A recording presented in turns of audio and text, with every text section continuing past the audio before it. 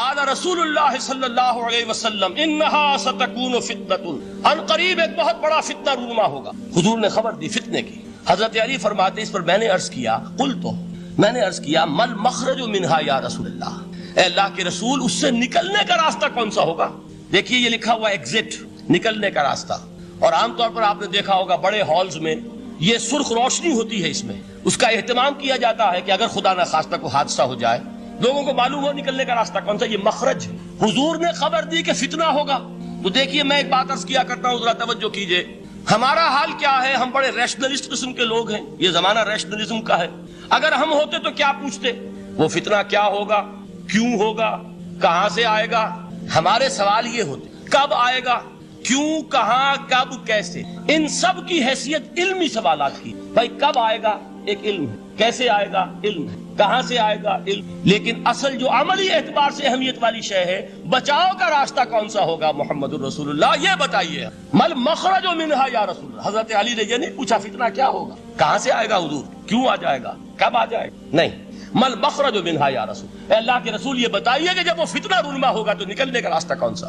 اس کا جواب ہے، ارشاد فرمایا محمد الرسول اللہ نے، کتاب اللہ، اللہ کی کتاب ہے وہ مخرج، یہ کتاب ہے کہ جس کو تھامو گے تو اسے محفوظ۔ اس کے بعد آپ فرماتے ہیں فیہ نبأ ما قبلکم وخبر ما بعدکم وحکم ما بینکم، اس میں تم سے پہلوں کی بھی خبریں موجود ہیں، عاد اور سمود اور قوم نوح اور قوم ہود اور قوم لوط اور قوم صالح اور آل فرعون، یہ کون ہے؟ من قبلکم، تم سے پہلے، وفیہ خبر ما بعدکم، جو کچھ تمہارے بعد ہونے والا ہے اس کی خبریں بھی موجود، لیکن وہ کیسے ہوں گی؟ وہ بٹوین دی لائنز ہوں گی، وہ بین السطور ہوں گی۔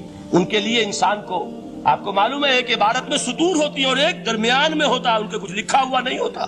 You have to read between the lines۔ قرآن میں بعد میں آنے والے حالات بھی درج ہیں، لیکن اس طرح نہیں جیسے کہ پچھلے حالات درج۔ اس کے لیے ذرا ان ڈیپتھ پونڈرنگ اوور، غور و فکر اور تدبر کی۔ وَحُکْمُ مَا بَيْنَكُمْ، اور جتنے اختلافات تمہارے اندر پیدا ہوں گے تا قیام قیامت، ان سب کا فیصلہ بھی اس کتاب میں موجود۔ وَهُوَ حَبْلُ اللَّهِ الْمَتِينُ وَهُوَ الذِّكْرُ الْحَكِيمُ، یہی تو ہے، وَهُوَ الصِّرَاطُ الْمُسْتَقِيمُ، سیدھا راستہ، اور کون سا؟ یہی قرآن۔ تو ہر رکعت میں کہتے ہو اهْدِنَا الصِّرَاطَ الْمُسْتَقِيمُ، اور قرآن دیا ہوا ہے اس پر غور نہیں۔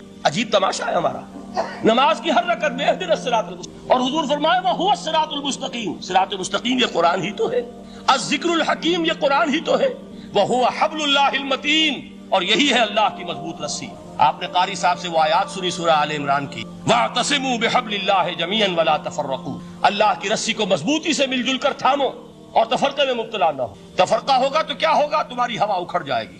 آج آپ کو معلوم ہے دول عرب اگر یہ یکجا ہو جائیں، ایک دن کے لیے اسرائیل قائم نہیں رہ سکتا، امریکہ نہیں، امریکہ کا باپ اسے قائم نہیں رکھتا۔ اگر امت عرب ہی جمع ہو جائے، عالم اسلام تو بڑی شے ہے، جو وسائل ان کے پاس ہیں، جو اللہ تعالیٰ نے ان کو نعمتیں عطا فرمائی، لیکن افتراق، انتشار، اختلاف، جتھے بندی، گروہ بندی، دھڑے بندی، اس نے اسرائیل کا خنجر ان کے سینے میں پیوست کیا، اس لیے کہ فَتَذْهَبَ رِيحُكُمْ، اگر تم اختلاف کرو گے تو تمہاری ہوا اکھڑ جائے گی۔ آج وہ ہوا اکھڑ، تو فرمایا وَاعْتَصِمُوا بِحَبْلِ اللَّهِ جَمِيعًا وَلَا تَفَرَّقُوا، اللہ کی رسی کو مضبوطی کے ساتھ مل جل کر تھامو اور تفرقے میں مت پڑو۔ حضور فرما رہے ہیں وہ اللہ کی رسی کون سی؟ هُوَ حَبْلُ اللَّهِ الْمَتِينُ، یہی قرآن ہے اللہ کی مضبوط۔ علامہ اقبال نے کیا خوب کہا ہے، علامہ اقبال نے قرآن اور حدیث کے حقائق کو جس طریقے سے اشعار کا جامہ پہنایا ہے، وہ تو خود کہتے ہیں گوہر دریائے قرآن سفتام، میں نے قرآن مجید کے دریا سے نکال کر اپنے اشعار کے اندر میں نے چن دی، میرا کام اور کچھ نہیں۔ موتی کوئی بھی غواص پیدا نہیں کرتا دریا کی گہرائی سے نکالنا،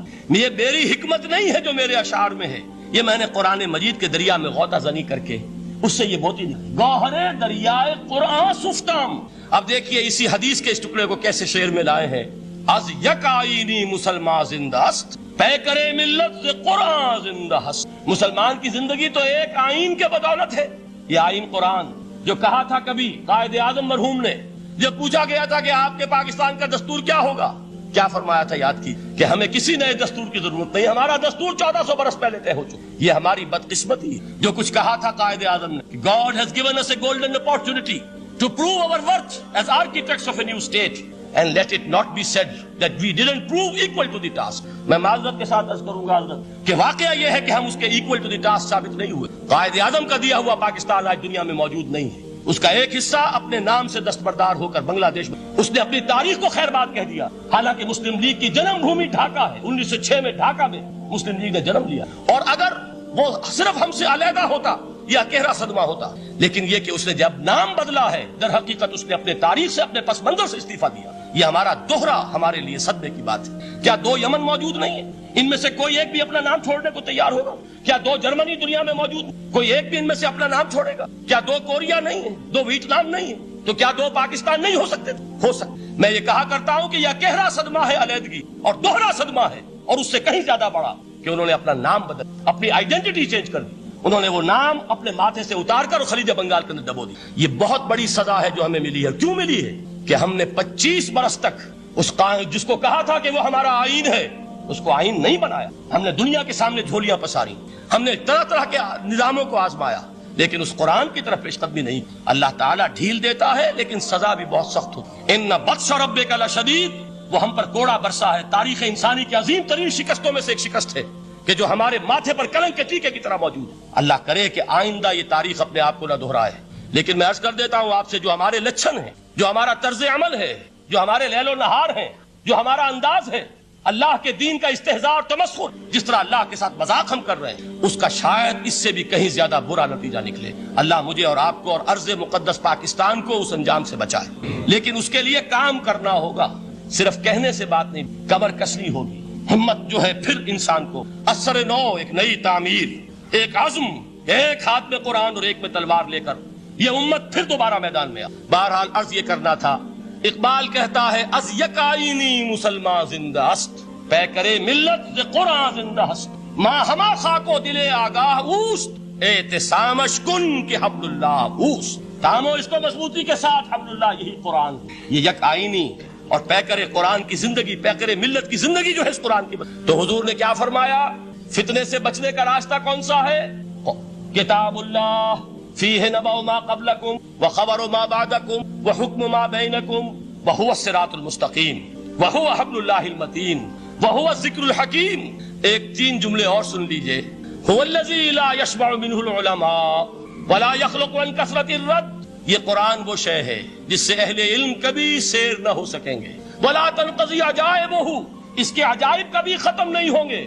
یہ ہیروں کی وہ کان نہیں ہے کہ جو کبھی خالی ہو جائے کہ سارے ہیرے نکل، اب مزید ہیرے نہیں ہیں. نہیں، علم اور حکمت کے ہیرے اور ہدایت اور حکمت کے موتی اس میں سے ابد الآباد تک نکلتے رہیں. ضرورت صرف کھودنے کی ہے. میں نے وہ لفظ استعمال کیا تھا. آج کا قرآن کھودنا ہوگا، آج کی ہدایت اس قرآن سے نکالنی ہوگی. قرآن جب نازل ہوا آن دی سرفیس، بالکل ظاہر وہ تھی اس کی ہدایت جو اس دور کے لیے ضروری. ہمیشہ کی ہدایت اس کے اندر رکھ دی گئی ہے، اس میں مضمر ہے، اس میں چھپی ہوئی ہے. اس کے لیے تدبر کی ضرورت. کتاب انزلناہ الیک مبارک لیدبروا آیاتہ ولیتذکر اولو الالباب. لوگ تدبر کریں، اس کی گہرائیوں کے اندر غوطہ زنی کریں. لا تنقضی عجائبہ، اس کے عجائب کبھی ختم نہیں. ولا یشبع منہ العلماء، اہل علم کبھی اس سے سیر نہیں ہوں گے. آپ کو سخت بھوک لگی ہوتی ہے اور کھانا کھانے کے تھوڑی دیر کے بعد اب آپ کا ہاتھ رک جاتا ہے، سیر ہو گئے. بہترین کھانا ہے لیکن نہیں کھا سکتے. اگر عام حالات میں وہ آتا تو کبھی نہ چھوڑتے، لیکن اب وہ آپ کا میزبان کہہ رہا کچھ اور لیجیے، تناول فرمائیے ذرا. یہ بھائی نہیں، میں اب بھر چکا. یہ آپ کہتے ہیں کہ نہیں؟ حضور فرمائے یہ قرآن وہ شے نہیں ہے جس سے اہل علم کبھی سیر ہو سکے. ان کی پیاس بڑھتی چلی، ان کے اندر quest of knowledge, search for wisdom بڑھتی چلی جائے. کبھی بھی انسان یہ محسوس نہیں کرے گا کہ مجھے جو لینا تھا میں لے چکا، بلکہ یہ کہ جیسے جیسے قدم آگے بڑھیں گے تہذیب کے، تمدن کے، علم کے، اتنے ہی قرآن جو ہے وہ آگے بڑھتا چلا جائے گا ہر دور کی رہنمائی کے. لا تنقضی عجائبہ ولا یخلق عن کثرت الرد، بار بار کے پڑھنے اس پر بوسیدگی طاری نہیں. دنیا کی اور کتابیں ہیں، 1 دفعہ پڑھ لیں گے، 2 دفعہ پڑھ لیں گے، 3 دفعہ پڑھ لیں گے، 4 دفعہ پڑھ لیں گے، پھر جی نہیں چاہے. لیکن یہ کتاب وہ ہے. امام شافعی کا میں واقعہ آپ کو سناتا ہوں. وہ یہ کہتے ہیں کہ ایک مرتبہ میرے ذہن میں یہ سوال آ گیا کہ اجماع کے لیے بھی قرآن مجید کوئی سند ہے، دلیل ہے؟ سب مانتے ہیں کہ اجماع جو ہے سورس ہے قرآن کے، اسلامی قانون جس پر کہ امت کا اجماع ہو جائے. تو کہتے ہیں میں نے 300 مرتبہ قرآن پڑھا اول سے آخر تک، صرف اس دلیل کی تلاش. 300 مرتبہ مجھے نہیں ملی. 301ویں مرتبہ جب پڑھ رہا تھا مجھے روشنی مل گئی. وہ یبتغی غیر سبیل المومنین کے جو الفاظ آئے ہیں، نولہ ما تولی ونصلہ جہنم، جو کوئی شخص مسلمانوں کے راستے کو چھوڑ کر کوئی اور راستہ اختیار کرے گا ہم اسے اسی کے حوالے کر دیں گے اور جہنم میں پہنچا دیں گے. معلوم ہوا مسلمانوں کا جس پر اجماع ہو جائے اس کو بھی ایک سند حاصل ہے. یہ مسلمانوں کا مجمع علیہ ایک راستہ ہے، اس کو بھی ایک سند اور دلیل کی ہے۔